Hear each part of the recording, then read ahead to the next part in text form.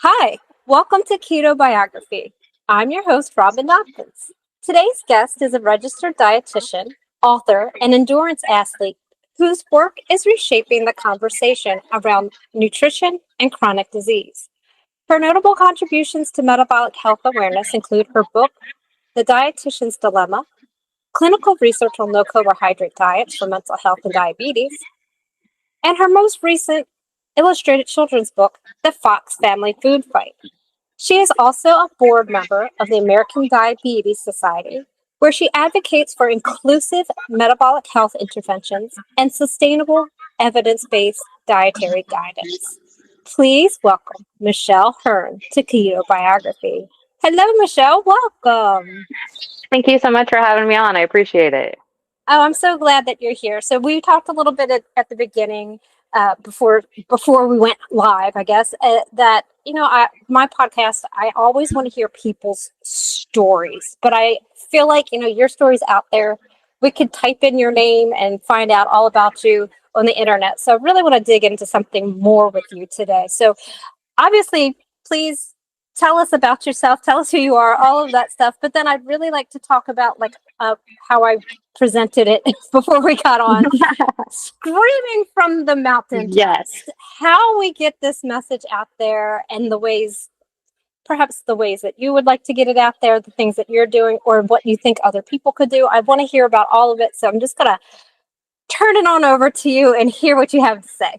Yeah, I'll give you the 2 minute quick my life story. So, I had a very serious eating disorder when I was 12, 5 feet tall, 57 and a half pounds, went through the traditional hospitalization, did become weight restored, but had chronic anxiety, depression, became a dietitian, found out that the nutrition guidelines were not serving my patients. A lot of people got worse in acute care. But it wasn't until I had my own pretty serious health struggle in 2019, at that time, trying to qualify for the Olympic trials in the marathon, that I really made a huge change. Like, ended up just physically broken, mentally, everything was pretty poor. And so when I switched to a carnivore and then ketogenic diet, my health was restored. My lifelong anxiety reversed. My severe pain I was having at that time reversed. I could go for hours without eating. I found, a lot of the, issues that I was having were significantly better, which of course led me to dive into the research. And I was, what a lot of people go through when they discover this way of eating. I was shocked. I was angry. At that time there was lots of research on, low carb diets and type 2 diabetes. And now we even have more clinical trials published on like traumatic brain injury and schizophrenia. And so my hope and my advocacy, really revolves around the fact that so much of our country, and unfortunately so much of the world, is very metabolically unhealthy. And what does that mean? That means that we are seeing an increased amount of people in our population that have diabetes, cardiovascular failure, that have, kidney failure, that have PCOS, that have, all kinds of other things that people may not even necessarily associate with metabolic illness, including they can't go for a few hours without eating, they can't focus, they anxious, anxiety, depression. I would certainly argue that a lot of our, addictions and eating disorders can be much improved by stabilizing blood glucose and by doing metabolic intervention. So yeah, as I started to feel better and as I started to understand, the connection between, human physiology and mental health, that I just, I wanted to help. I wanted to do something. And it was really interesting back in when I first started advocating in 2019, there was a ton of resistance. I had to leave the traditional hospital setting because you're not able to teach low carb nutrition, even to people who can benefit from it. And thankfully now I get to work with Dr. Mariella Glant. I work at Ona Health where we are able, what do you know, to teach things that actually work. We put people with severe type 2 diabetes on low carbohydrate diets, and the results are incredible. I had somebody with an A1C of 10 go from 10 to 5.4 in 71 days, on a low carb diet. I have somebody whose blood sugar was averaging about 385, who in 8 days, it's now averaging 123. So these like massive shifts, these are people who've been diabetic for, years, and some people even decades, are just healing. physically. But one thing that I'm extremely interested in is the connection between mental health and, low carbohydrate or ketogenic nutrition. So that's something that, I'm continuing to explore, continuing to advocate, continuing to see like, how can I help? How can I teach? And one thing that I'm sure that you will very much appreciate it isn't just a knowledge gap. You know, you can I can give you a paper, very simple, eat this, don't eat this. We have a execution gap. We have a sugar dash carbohydrate addiction issue in our society. We have misinformation everywhere. And so for me, it's like, how can I empower people to take their power back? How can I empower people to deal with situations, whether it's an extreme stress? How can we teach people to have coping mechanisms outside of food? And yeah, I guess those would be my big things, because once you have the information, it really becomes about the execution. Yeah, I agree. It seems like, we have a lot of information out there. It's just hard to get past kind of the dogma that's been in place for 30 plus years. So what are things that you're doing to kind of jump over that? Yeah, I'm really excited and really proud to be a member of the American Diabetes Society. Dr. Barry, he texted me last year and was like, "Do you want to do something cool?" I have no idea. Okay, what do you want to do? And so we had this long conversation about the American Diabetes Association, which unfortunately they are heavily sponsored by big food and pharmaceutical, as is the American Heart Association, the Academy of Nutrition, which is the governing board of all dietitians. And so their recommendations are not, I guess if I can speak freely, really aren't going to help people reverse their type 2 diabetes. I mean, their slogan is connected for life. And so, his idea was like, what if we brought, some of the best researchers who have shown that these guidelines that they're teaching at the Academy or the American Diabetes Association are just outdated. We have evidence that says that low carbohydrate nutrition reverses type 2 diabetes. And so that's something that, it's our goal to become like the source that people go to, versus like, oh, I can't tell you how many people that I work with that own a health that their dietitian or their doctor told them that brown rice is healthy or eat oatmeal or that meat is bad for you. So we're like, if we could have this, powerful coalition that it doesn't have any fiduciary responsibility to big food or big pharma, so we can actually tell people what works, right? So that's something that I'm really proud of, and that's a newer initiative. It's going to take some time. It's very challenging to get these things going. We just now got, gosh, I want to say a few weeks ago, officially got our nonprofit status. Um, so I anticipate that we'll be able to grow quite a bit more. And yeah, you mentioned my books. I'm so proud of The Dietitian's Dilemma. It was my first book in 2021, and I wrote The Fox Family Food Fight. I was kind of angry. I was on a run, and I just read an article that they were developing new type 2 diabetic drugs for children. And I was like, my God, only we have a problem when we create another problem. And so the goal of the Fox Family Food Fight, and I was very, very grateful that entire project was funded by a family who really appreciates low carbohydrate nutrition in my work. Um, all the proceeds of that, at the end of the month, I just cut that off and am able to uh, buy regenerative beef from Windy River Farm, which is a farm out in Camas, Washington, pretty close to where I live. And the food bank, my local food bank, is actually able to take frozen meat. So, I know a lot of people have reached out to me and said like, "Oh, our food banks can't take fresh or frozen meat," and I'm like, they desperately need protein right now. I always encourage people, if you're able, donating canned chicken, canned tuna, sardines. Like, I'm, talking to a lot of people in food pantries. They're not getting protein donations. At least I know ours here aren't. They said they used to get some eggs, they used to get some cheese from restaurants. It's basically non-existent due to inflation and rising costs, right? So anything we can do to support our community, because I think sometimes with the state of the world, it just seems like everything's getting crazy and going to hell. It's like, start with me. How can I become the best version of myself? How can I become kinder, healthier, better? And because when I do that, I'm better for my wife and for my family, and then, for my local community. And I think that's kind of the ripple effect that, is my goal to help ideally change There is metabolic health. just so much to unpack in what you just said. Okay, So I'm go gonna ahead, just go. pause. Go I'm ahead. gonna try to systematically go through it. So, but I'm gonna start with Fox Family Food Fight, which if Oh, you're thanks. watching, I have it sitting right here. I've read it now. My background, like all through high school, my college degree is in environmental education, so it's very much in the environmental movement, which you probably wouldn't guess necessarily now, since I'm like all about eating meat, and apparently veganism goes hand in hand with that. It didn't at the time. We were all like pro hunting and all this stuff. Anyway, that's a whole different story.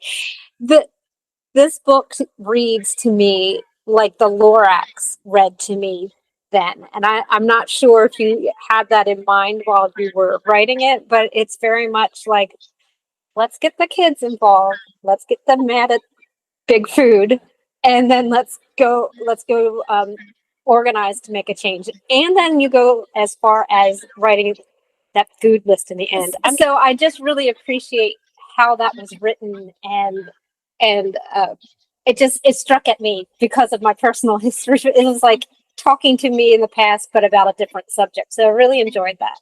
Thank you. And then you talked about the American Diabetes Society, which is not the American Diabetes Association. So, and it's now a nonprofit. So I want to know, like, can people just outside in the community, can they get involved? And if so, how? Yeah, I really appreciate that because we've had a lot of people email and ask like, "Hey, I love what you're doing. Hey, I want to help." And yes, we need help right now. Our biggest goal was to be able just to hire a full-time nonprofit manager because right now the nonprofit managers' names are Michelle and Ken. And we're not making, none of us make any money off this, nor did we want to. This is all volunteer, but it's challenging because we're all extremely busy. We're all doing a couple jobs. I'm an ultra marathoner, so I'm running, sometimes up to 4 hours a day. So right now the goal, we just had a virtual fundraiser and we were able to raise, some money. And so as soon as we can hire a nonprofit, someone to really manage this, I anticipate seeing a lot of growth because one of our goals and one of our like visions was to have events in areas, to have small gatherings, to have somebody that says, "Hey, I want to help volunteer, lead, or go, be a representative for us at these events." We're working on our next meeting. We'll be discussing. We're going to have our first in-person meeting in 2026. And so there will be lots of opportunities. Unfortunately, right now, our big thing is we're just, trying to get this off the ground. So, any, but if people are interested, please, if you do email, there's a list of people we're just creating. Hey, when we have opportunities, we'll definitely be reaching out. So, Oh, I totally understand that because we go through that ourselves in other communities. Is we have all the volunteers, everybody wants to do something, but we don't yet know what to do. exactly. It's interesting to be in a grassroots movement and have to be creative and come up with ways to do things, but yet also have like these powerful forces that are against us at the same time. So it seems like it's like even a bigger challenge. The ideas are there, the manpower is there. It's the execution that we're all like spinning our wheels on, but I think it's coming, and I'm very excited about that. Yeah, thank you. So I've written down 2026. Y'all email 2026. It's coming. Be ready. Yes. No, it is. I mean, we have a meeting next month, and we've already talking about potentially either like somewhere in Texas, like Austin, Texas, or lawyer Jack, who oversees everything, has some connections down there. So we potentially have an area we could have it because I think that's important. I think we need to get people together to teach, to talk, and like you said, just to give. If we have people willing to help, which is incredible. We just need, we need someone that's going to be able to like gather the troops and give them tasks. So it is coming. Yeah, that's really exciting. And how is it for you? Because you're a dietitian, but you also have your personal history with mental health. Do you feel like you're like divided between those two worlds, like helping people with diabetes and helping people with mental health struggles? No, not necessarily, because I think they really cross over quite a bit. It is interesting to see, working in Own Health with Dr. Mariella, when people come into the program, they answer a mental health questionnaire. And often what we see after 3 to 6 months in the program, as their physical health improves, their mental health significantly improves. I know when Dr. Sati Shabani did her case study on ketogenic diets and binge eating disorders, was one of my favorite case studies. There's a very small section in that very really beautifully written paper. I mean, the people had, remission, people with like decades long binge eating disorder when they were on these ketogenic diets. They also lost a statistically significant amount of weight. They were all morbidly obese going into the study, but they all had improvement in mood, which I think is huge.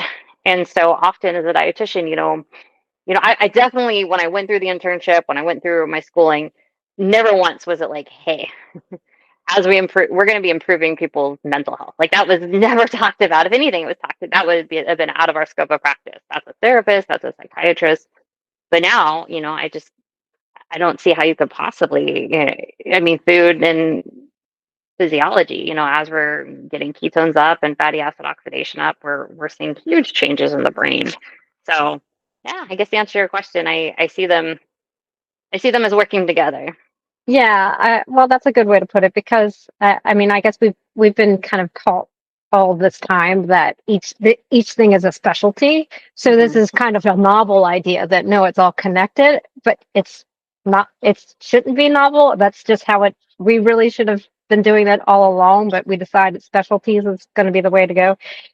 It's so I like that you answered it in that way because that's really that's how it really should be, and I hope that there's more practitioners out there that start getting that. I still feel like there's a lot of work to do in that area, but it exists. I mean, you went from having to leave your job, and then I guess you did some coaching and stuff, and then now you're able to work in a practice, and that practice appreciates what you have to offer as a dietitian, and you're not following your governing body.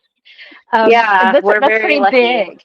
that we Yeah, do. And I mean, that would be my hope for the future, right? Is that we're able to, if you can demonstrate health and improvement of people, like it's similar to the model like Verta does. Like, can you go to insurance companies and say, like, hey, you're spending this much money on this patient because they're so sick? Like, we can save you a lot of money because, I mean, you have to monetize things, right? Like, we can actually get this patient well.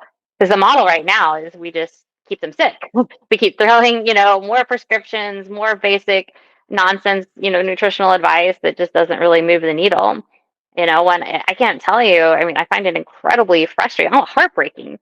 My type 2 diabetic patients, have been diabetic for 10 years. One woman over 30 years. And she's like, every dietitian just told me, eat a little healthier, eat brown rice, eat more salad, don't eat. And what does that do? That's just this non-science based, arbitrary advice that doesn't move the needle at all. So being able to work in a practice that where we can show not only are we moving the needle, but we're moving the needle quickly. It doesn't take years to reverse your type 2 diabetes. It can, like I told you offline. I mean, we had a gentleman take his A1C from 10 to 5.4 in 71 days. I mean, I had a woman, her blood sugars were in the 400s, and now they're 123 average, and that's in 7 days. So we can do incredible things with nutrition, but we have to align with human physiology. We have to honor hormones. We have to understand the relationship between what we're eating and insulin and glucagon. And that's just not taught to you as a dietitian, which seems bizarre, since that's what I'm laughing about it, but ugh, what a mess. So anyway, if we're going to be successful in this space, most practitioners, imagine yourself included, really had to go get education outside of the typical, what's taught in schools. yeah. Dietitians taught to you by Kellogg's. Yes, literally. One of the sponsors is General Mills, although they go under a different name to make it a little shady, the Bella Institute of Health or whatever. So Yeah, they can protect themselves behind all these other different names, but it's still the same. That they're teaching you to use their products and then use some pharmaceuticals to counteract their products, and they know they're doing it, and it's infuriating. These people that you're working with now, that are making these great changes in 20 days, are your future volunteers within the American Diabetes Society. So, that's going to grow, and that's going to be huge. Um, you also talked about, when I said we had a lot of stuff to unpack, it's your personal mission for getting more protein out into underserved areas. I know, like you said, the proceeds from your book go to that particular project. So can you tell me more about the protein project, how you started it, how it's going, what people can do to help, those kinds of things? Yeah, I really appreciate that. So, I have a passion for animal protein. That really, my health shift from, eating an incredibly high carbohydrate diet, what I was doing in 2019, to now what I would say was for an athlete's perspective, a much less carbohydrate diet. And, in that, especially those first 2 years, I was consuming an astronomical amount of animal protein. And I was just watching everything in my life get better, my mental health, my physical health. And, as I kind of reflected on, at that point, my 10 years as a dietitian, now it's been 16 years, the recommendations are often less protein, certainly less beef, less red meat. If we're going to, at that time, although it's getting a little bit better, but less eggs, less yolks. And as we've eaten less animal protein, animal protein is one of the most nutrient dense foods on the planet, right? So high in, all the B vitamins and iron and protein that your body can use. And as we've eaten less of that, we tend to eat more carbohydrates. And I've certainly seen that in the patient populations that I've worked with. I also, on a personal level, kind of, once again, speaking freely, I feel like a lot of these food companies target people that are potentially like lower income, lower socioeconomic status. They like giving them all these processed foods, getting them addicted. And so the more carbohydrates we're eating, we tend to push out, protein and other healthier things, like maybe some like low starch vegetables. And I'm so frustrated watching this happen, and now working at Ona Health, I can even see it in a lot of our type 2 diabetic patients. You almost always know when your A1C is through the roof, blood urea nitrogen is going to be low, BUN, which is a measure of, protein in the blood. Obviously, we don't want that super elevated, but I want to make sure you're getting some protein, right? And we see the reverse. When people are eating more protein, they're feeling satiated, they're feeling nourished, brains and bodies are functioning better, and they tend to eat less carbohydrates. And, as I, in the past, have volunteered at food banks and soup kitchens, one of the trends that I've noticed, and this is since I was a very young human, when I was really young, our parents, we used to go out from Plano, Texas, we'd go out to an area in Dallas and volunteer. Is food banks tended to have a lot of sugar and starch and not a lot of protein. If you did, you might have a little can of chicken or, but not not the protein that I was eating. I'm like, here I am, and I've restored my health with animal protein. How can I help locally? How can I help my community? Because you and I talked offline. I think if we're going to heal the world, it starts with myself. Myself is first. Sometimes people want to scream and shout and try to fix everything else. First, take care of you. First, make sure you are a mentally stable, physically healthy human, because that's going to reflect to your family. But then, I wanted to look at my community. And as I was going, we have a food bank. I'm guessing it's less than 3 miles from my house. I run by it often. And I was walking by it, and the line, and this was about 3.5 years ago, was just around the corner. And I was like, my goodness, this is my community. People can't afford to eat. And I was talking to the director. I was like, how much protein do you guys have? And he was like, oh yeah, we get some chicken, we get some tuna. And I was like, do you get any whole food protein? At that time, they were getting some eggs. Now it's almost none. Protein with inflation has become incredibly expensive. Restaurants, grocery stores are not donating protein. So now we have people that can't afford food, that often are, people that really need the protein the most don't have access to it. And, we have food SNAP benefits are going to be cut. We're going to see greater cuts to those with the new legislation in 2027, Medicaid cuts coming in 2027. And so my heart and my thought was like, what can I do? I can't change the world, can't fix policy, but if I can take, like I said, any sales that I've got at the end of the month, I got a great farmer that we have a good relationship with that sells me ground beef at a very just at cost. this is regenerative grass-fed beef. Often it's for less than $3 a pound, and just donate that directly to the food bank. They say they have to like ration it because they used to put it all out at once, and people would just, people want this, people need this. People were taking it within the first day or two. So, yeah. So, am I going to change the world? I don't know.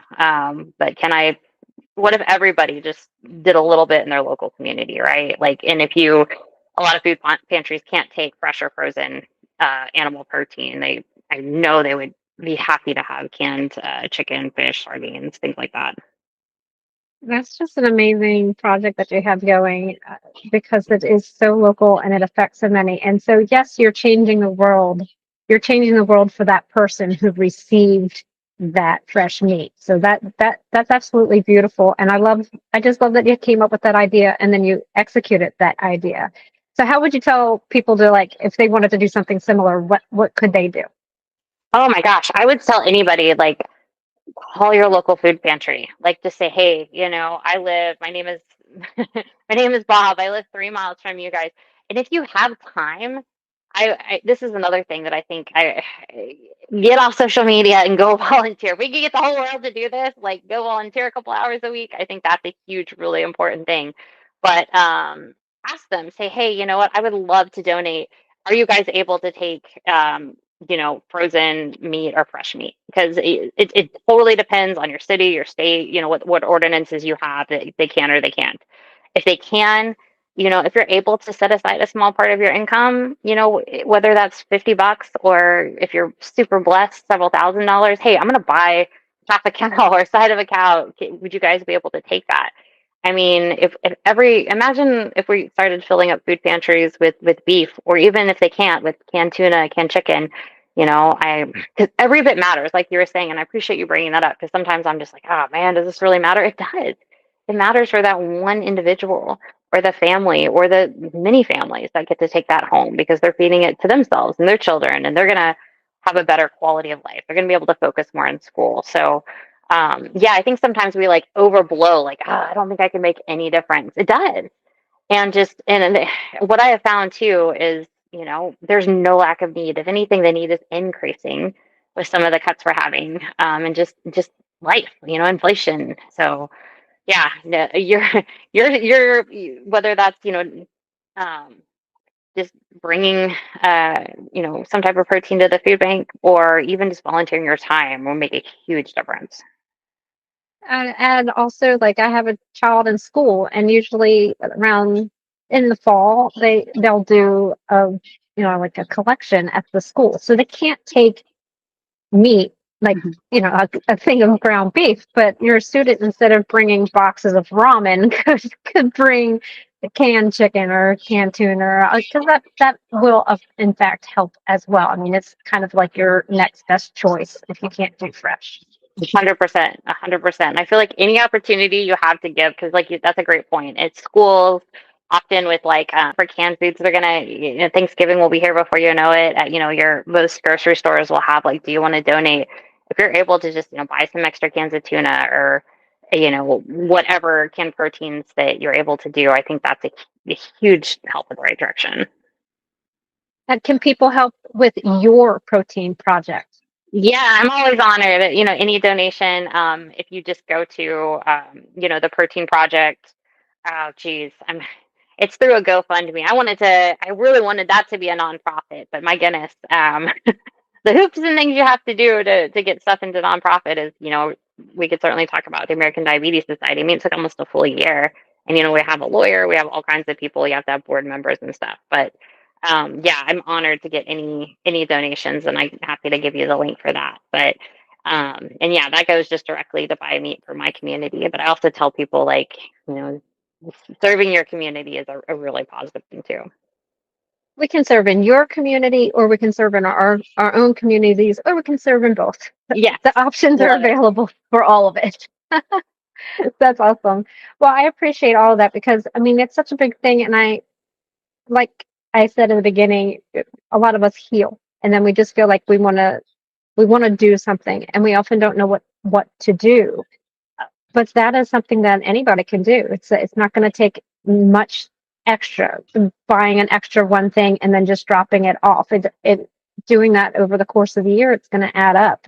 It's fairly easy and is quite actionable, and it certainly has an effect, especially for the person who receives it. So it's such a great idea. Thank you for doing that and putting that idea in all of our heads. It's just You're welcome. You're welcome. And so much now, I feel like a lot of the work I do is virtually, is we can kind of become siloed. To where when you're doing good things, even like you said, even if it's just dropping off protein, like you're building relationships. I know the people there by first name, and they know me, and often I'm with my dog Jackson. It's like, oh, it's Jackson. So that's something too that's not just positive for the people that are receiving the nutrition, but it's also positive for me because I'm building relationships. So that's just another thing to keep in mind. community is another form of metabolic therapy, right? So if you want to heal yourself all around, you want to get to know people, and in person is the best way to do that. Truly. I'm not the best at that myself, but I recommend it to everybody else. So I want to kind of change the conversation. I'm glad you're a fast talker, because we get to talk about more things, because I thought, oh no, we're going to spend the whole time talking about this. We were talking before we got started about just how changing our diet can serve so many purposes that we don't even know. Like we're preparing for a future that we don't know about. So I kind of like to, I'm not sure how to formulate a question around that, just that I'm changing the topic to the benefits of eating a metabolically healthy diet.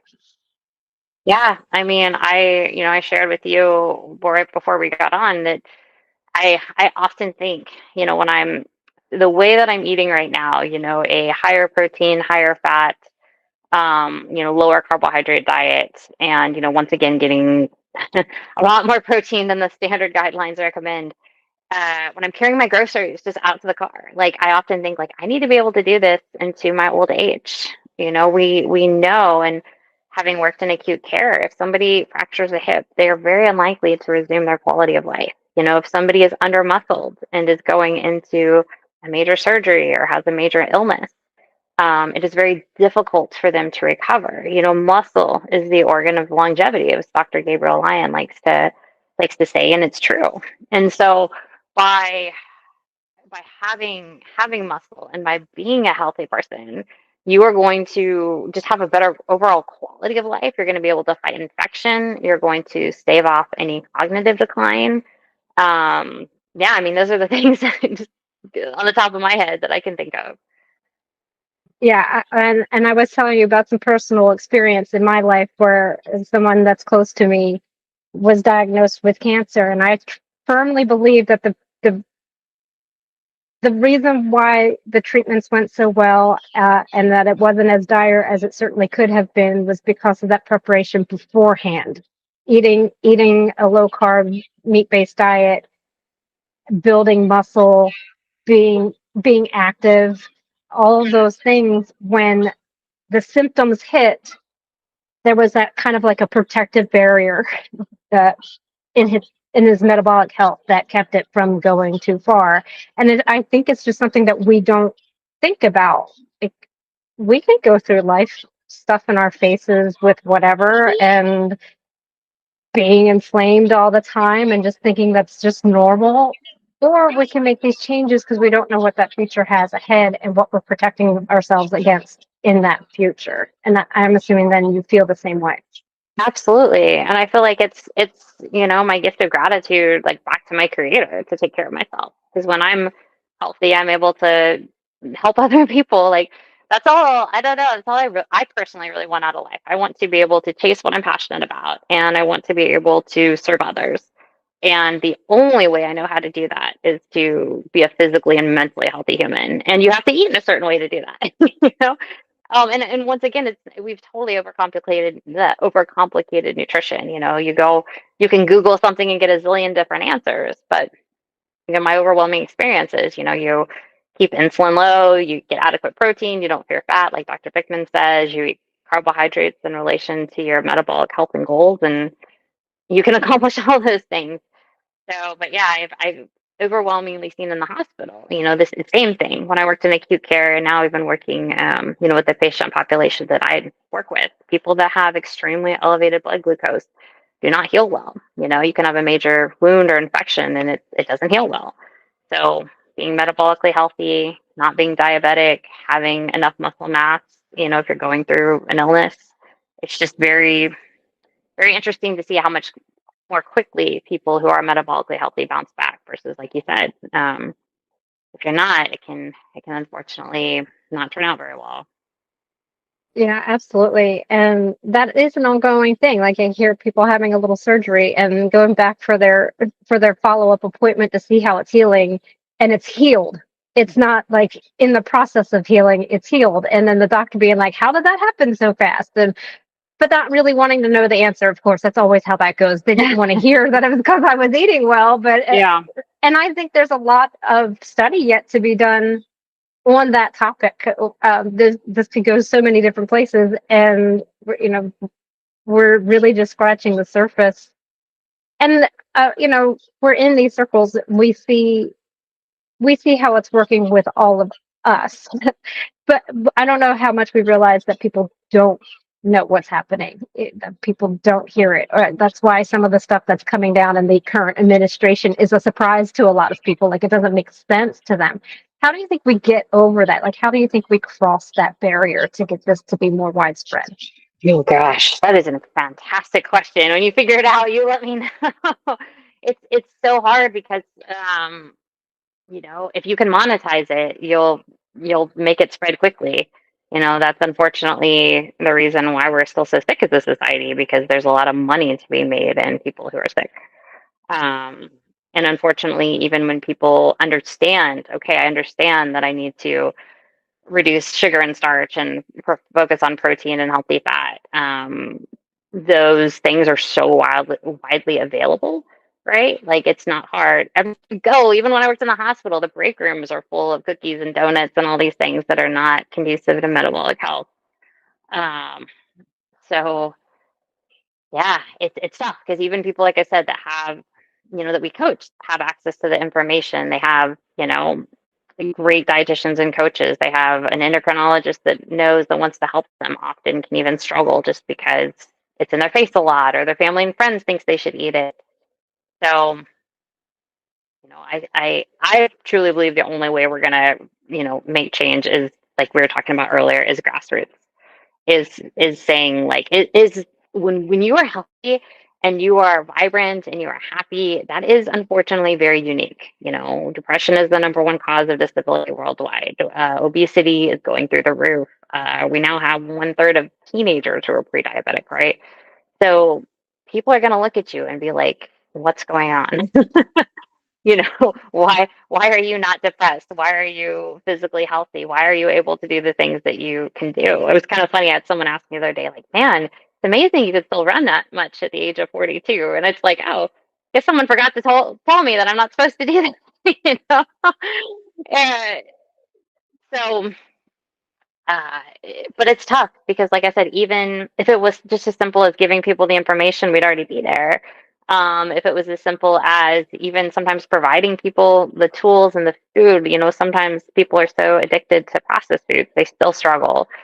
So I think, one, being a living example, two, sharing your story and advocating, and, three, talking to people. And because people aren't going to change until they're ready. That's another challenging thing. So yeah, it's tough. It's tough.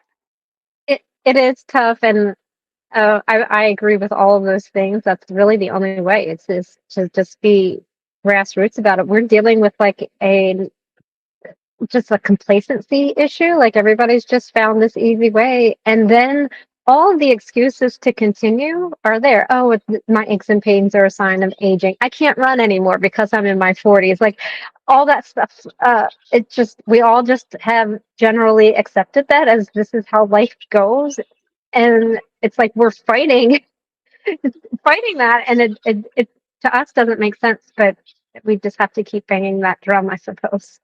Yeah, and I think we can also really, especially for younger humans, continuing to teach people that, like, life is going to be hard no matter what. So you get to choose. Do you want it to be hard now or hard later? For example, going to the gym every morning is hard. Running every day is hard. Eating, a healthier diet relatively could be considered hard. Like going to McDonald's, that feels easy. Sleeping in, that feels easy. Not working hard, that feels easy. But guess what? On the back end, that's going to be incredibly hard. Like type 2 diabetes is a hard, painful, horrific life. So teaching people, like, we have to be brave enough to face hard up front, to accept challenges, to take them on, to become, it's almost like setting a culture in society that we work hard, that we push ourselves, that we do these things. Um, but that's another thing that comes to my mind, is maybe we just need a big culture shift in how we approach life, you know? Yeah, I don't disagree with you, and you're reminding me of something that you have said before, and that's radical honesty. It's something that Mm. I quote you on that quite a bit, actually, because I just love that concept. Like, you have to be completely honest with yourself to make these kinds of changes. And it's exactly that. It's looking into the future and saying, I don't want to live with this disease that's going to keep me locked into doctors, that's going to keep me locked into medications, that's going to make me sit in my chair and not enjoy life. That kind of stuff. You have to be honest with yourself about how you're going to make that change. And it's a cultural shift. I completely agree with you 100%. And none of us know how to make that happen. I think we're just all trying as hard as we can. What's your program? How do you keep yourself fit? I noticed you moved your arm. You got super big muscles, and and I knew you as a runner. So I don't know. I guess that means you've also applied some strength training into your life now. So tell me about your way, the Michelle way. A little bit. I love running. I feel like you couldn't stop me from running. I mean, I have to drag myself to the gym. I'm not someone who loves lifting, but I lift in relation to really support my running. So yeah, I run 6 days a week.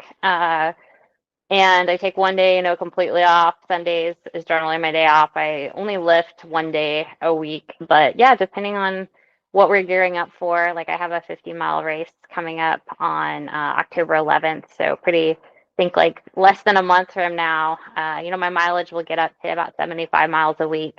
And so, yeah, most days, and this is something I'm so grateful I get to do, but usually before 8:30 or 9 a.m., I've run, anywhere between 10 to 16 miles. My longer days will be, 24 to 28 miles. And so I'm just grateful that my body is able to handle that. I feel very good and comfortable doing that. Yeah. And then as far as strength training goes, very basic strength training. I'm a little bit more of a muscular human. So, I've been told I'm a little muscly for a runner, but that's not from lifting heavy or anything like that. That's just a little bit more my build. But yeah, that's that. My mornings start with running, and then usually I'm off walking the Stinky Shepherd for a couple miles, and then I, see patients anywhere from usually, between 9 a.m. and 5 p.m. And then I'm usually meeting Corinne. We go to the gym in the evenings just to do some stretching, and she does some more exercises, and, have dinner and start over. So it's a pretty cool life. Once again, I'm so grateful that I get to be healthy, that I get to see patients, that I get to taste what I love to do. And yeah, it's not super exciting. I feel like, from a perspective of, someone, oh, what do you eat? What do you do? It's like, yeah, I just run and I eat, a lot of protein, eat some carbohydrates and post run in an evening and repeat the next day. It's quite literally run, eat, meet, repeat, just like all of your Truly, social media. It really yeah. is that. There's no secret. It's right there. No, yeah, and I should probably add in some, because people are like, oh, do you not eat any carbohydrates? Like, oh no, I absolutely do, especially for my longer runs. It's just I no longer eat the astronomical amounts all day long. So Yeah, that's a really good point to make. A lot of people, well, I mean, I don't know that it's not impossible, but it maybe not be possible for everyone to be in a race, especially a longer distance, or train for something that's going to take an this kind of movement every single day to think it's reasonable not to have some sort of carb in there, but it doesn't have to be like jelly either like and I think that kind of gets misunderstood because there are people, I guess, who are very thoroughly trained, but it's just like, reading the runners magazines and buying the shoes and buying the goos and buying the stuff, and you see the athletes in the ads, and they look like they're using the stuff. So you're in this space, you're in this low carb space, and you're still an endurance athlete, but there's also this piece here where when you're running a lot, that you do have to add back in a little bit of carbohydrate, and it's not going to be the end of the world. Where other people might point fingers at you and say you're doing it wrong. Of course. Well, and it's it goes back to what are your goals and what is your metabolic health, right? My metabolic health now is excellent, and I'm very grateful for that. And my goal is to run these races and be as successful as possible, to be as fast as possible. And so you want to be defending muscle glycogen. It doesn't matter if you're a high carbohydrate or a low carbohydrate athlete, because of the way I live and train. I'm able to burn a lot more fat for fuel, even at faster paces. And what does that mean? That means I need to take in less, exogenous carbohydrates, which is great because I'm going to have less risk of GI distress. I feel a lot less inflamed than when I took in a high amount of carbohydrates. But that doesn't mean I need no carbohydrates. That means, once again, I'm defending muscle glycogen. I'm being able to replace any stores. I'm not depending on protein to go back through gluconeogenesis. Because it has a zillion other functions in the body. And so, yeah, so for me and my lifestyle, taking in anywhere between, 50 and maybe on a very high carbohydrate day, 150 grams of carbohydrates, it suits me really well, But of course, for somebody that I'm working with that maybe has severe type 2 diabetes, we want to keep that number much lower, like under 25, right? So, yeah. Well, I mean, it just goes to show that this is still very individualized. We can't just make a blanket statement about what diet is going to work best for everyone. That's what we did before with the SAD diet. So we can't make this blanket statement. It's going to be individualized, even within this space. It's an individualized thing. It's one of my pet peeves when I see somebody, like, you'll be on the boards and it'll say, I'm carnivore and I had a cup of coffee, and then like 1,000 people jump on that person because they had a cup of coffee, and Oh my gosh. I'm like, can't we just all get along? You're describing why I don't want to do what I eat in a day videos, because it's like, man, talk about pissing off everybody from the, oh my God, she had a piece of sourdough. Oh, she's not carnivore. Oh, she's not low carb. Oh, she's gluten. And it's so funny because it's like, what is the ultimate goal? The ultimate goal, metabolically healthy human, right? And then beyond that, my goal, like, I'm not just trying to like slog through a race. I'm trying to win a race. And so to do that, what I found for my body is that I perform and recover much better with a small amount of carbohydrates. And small is, I guess, relative. For me, like I said, that's between 50, sometimes up to 150 grams a day. And if that, all my labs are great, I'm a healthy, happy human. If that's working, I see no reason to crucify me on social media, but some people will. So They do, and it's certainly something that bothers me. I don't understand, like, my way is better than your way. It's just the way that works for you, and that's okay. Like, that's completely okay. a million percent. I mean, if you want to be a vegan and that's working for you and you're eating, I call it an insulin smart, relatively low carb diet, and you're happy and healthy, like, that's amazing. That's great. The whole goal, diet wars have become completely ridiculous, in my opinion. The goal, once again, metabolic health, happy, healthy human. If you're doing that, I'm going to cheer you on. And live with gratitude, which I'm certainly getting a lot of from you. I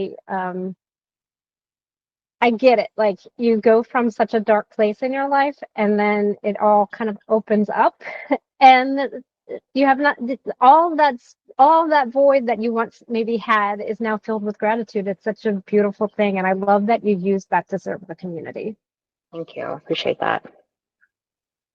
Well, I wanted to ask you one more thing about this book, The Fox Family Food Fight, and then that would kind of lead into like other things that are going on, because I know that you've got a lot of coals on the fire.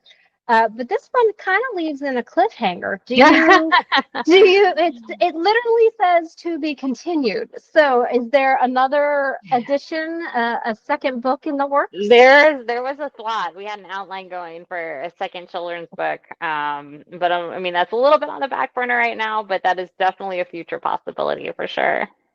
You can't leave us on a cliffhanger like that. We need to know what happens.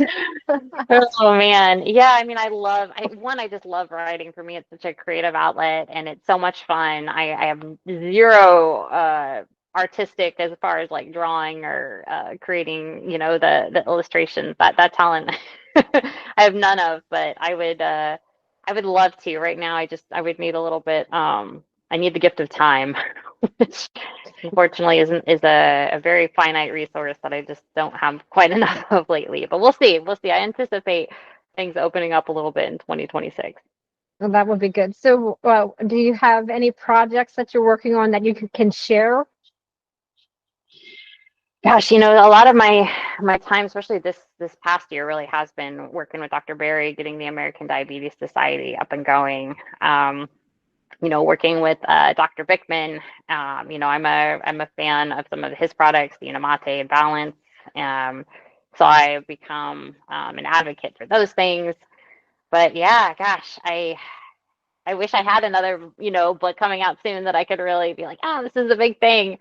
But yeah, I would say the ADS has been, man, that's been the project of this last year. I can't fully describe how much time goes into like setting up meetings and getting things out and getting websites going and all that good stuff. But I mean, I'm super grateful. I'll be extra grateful when we get somebody on full time so I can shimmy off some of that work. Yeah, I bet so. And I guess I thought that the society was a little bit bigger than just the two of you. So, well, we do have other people. We have, Dr. Bickman, Tony Hampton. We have a lot of other people on the board, but I'm the behind the scenes. That's been a lot of Michelle Hurn. Scheduling and and things there's like been that. some videos and some things that have been put out, to get the word out that this exists. So, there's been some good stuff that's come out, and I just assume that that's or going to increase now that you've gotten through this big hurdle of getting the nonprofit status. 100%, because it's really hard to get, and I appreciate that. People who are going to want to donate large sums of money generally want to be able to write it off on their taxes. I totally would too. So I anticipate, things in the future, being able to grow, and I'm excited. I think it'll be cool to say like, yeah, we were there when we were just getting off the ground, and now this is something that when people, are dealing with type 2 diabetes or they know somebody who has it, it's like the first resource that they think of. So you are serving as the dietitian for the society. Are you creating like meal plans and those kinds of resources? Myself, and there's 3 other dietitians. So Shannon Davis, Shanna Huston, and Temple Stewart. So we have all collectively gone through and like some of our best like low carb recipes. Very basic meal plans. And, and there's a goal too, is to have a very simple handout for doctors, something that it's just like what we do at Ona Health, like a very like eat this, don't eat this, we're not getting too into macros or anything, but just really teaching people like what foods are going to keep their blood sugar stable. I feel like we've done such a disservice to people with some of this calorie nonsense where it's like your body doesn't have calorie receptors, it has hormone receptors. So teaching people what foods are going to stabilize blood glucose and keep insulin low. So that's another project. Those are levers you can pull down the line, but just to get yourself started, you need to definitely know what you should and should not eat to get those hormones working the way they're supposed to. So that'll be exciting. So are some of those things already on the website? Yeah, there's a bunch of recipes on there. There's very basic meal plans on there. Our goal is to make that a little bit more expanded, but we wanted to at least get some templates out there. Yeah, that's good. So everyone needs to know that if you see somebody sharing an American Diabetes Association post or thought about what somebody should eat, then you should then counter it with something from the American Diabetes Society. So at least people start to know that there are some different thoughts on how to handle and treat and support the diabetes journey. And one way, what did you say, keeps you connected for life? What does the American Diabetes Society have a slogan? Yeah, you deserve a normal A1C. There you go. We don't want even type 1 diabetics have been told that it's fine to have your A1C at 7 or 7.5, which can over time is going to cause disease. So, once again, we don't want to be connected for life. We want you to be healthy and move on. Yeah, and Which one normalize is and not super keep on going. profitable if your whole goal is to, be connected with food and pharmaceuticals, but that's not our goal. We're not, you're not taking any donations from big food or big pharma. So we get to, like I said, actually advertise what's going to help you heal. Well, I think that's where the movement is, right? So it's the people who are saving money because they're no longer on any of these medications or no longer need to see the specialist or down the line. They would be great to support something like this to get that word out there because you won't need those big names to toss money in. You don't need whatever the group is that Kellogg's and General Mills created to get their information in the books. You will have all this huge movement of people who, maybe they can't form something on their own, and then maybe they don't want to go to a food bank and do that, or maybe there isn't one close to them, but they certainly could send a little money to something that means a lot to them, and that would be a great location. So hopefully we'll see some more of that in the coming year, and it's just very exciting. Well, Michelle, it has been fantastic talking to you. I always love having a conversation with you. That's what it is. It's this gratitude, the gratitude that comes out of you, and just that you share. I like being around it. It's a nice Oh, thing. I'm glad, and I'm glad it comes off like that because it's genuine. I could spend, I often say I could spend the rest of my life just being thankful, and it's changed my life, and so I'm happy to help in any way I can. Yeah, change your life, change other people's lives. Just keep paying that forward. That's 100%. Yeah, that's definitely you in a nutshell, I guess. At the very basic core level, it's that gratitude you share with others, and I love that about you. So, well, I usually ask a question at the end, one final question, and that is, how would you help someone start their journey? Oh gosh, I think you already covered it because before you even give somebody, a pep talk or, here's a meal plan or teach you, it's like, I do think you need that radical honesty about where am I now? Because I often see patients, I just start working with that are just, and this isn't a judgment, but we'll have lots of excuses and well, I need this. Why can't I have at least a little bit of rice? And da, da, da, da. It's like, whoa, where are we now? Let's just have this honest conversation. This isn't a judgment. And this 400 pounds, A1C of 13, on disability, like, hey, things are not good.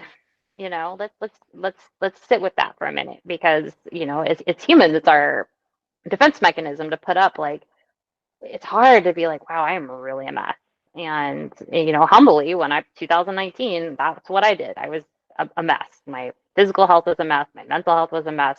I was being short with my wife. I hated my job. Like things were not good. But I think until you just be really honest with yourself, it's hard to change. Because if you're like, well, I'm kind of fine. What's the big deal? So that's what I tell people first is let's just kind of have this, if you're religious, just come to Jesus moment. If you're not, just, being very honest with myself. And if you have somebody that's close to you, like maybe share that with them. Like, hey, I'm not healthy. Like I really need to make some change. Because it's only then that I feel like you can really take in the new, because people, not going to want to, will not change until they are really ready to change. And often that's it. You have to be at a pretty low point in your life. So, I'm always hopeful that, we can spread this change because once again, 93% of us are very metabolically unhealthy, but it does take the person genuinely saying like, I need to have this change. So that's where I would start. Well, would you say, I said that was the last question, but I have another question. Yeah. Would you say that you were trying to have people avoid hitting that rock bottom moment? Um, I mean, if they can, that's great. If you can make a change before you like literally go through the floor, That's fantastic. A lot of people unfortunately can't, you know, it is amazing. I mean, even Mel Robbins was like, it's amazing how most people will be like, it never would happen to me. You know, oh, I'm pre-diabetic, boy, I'm not gonna have a stroke. I'm not gonna have a heart attack. So if you can just catch yourself before it gets to you, that's fantastic. But unfortunately, a lot of people, you know, myself included, had to get kind of pretty sick before they were like, oh my goodness, I need to make a change. Yeah, I think our maybe this is just a human thing. The way we learn is we have to beat our head against the wall a couple times first before it actually sticks. And so it's a normal thing. Perfection is not necessarily the goal, but every time you hit your head against the wall, please learn something from it and try something different next time. Well, it's been lovely as always talking to you, Michelle. Thank you so much for joining me on Ketobiography. Thank you again for having me. It was awesome.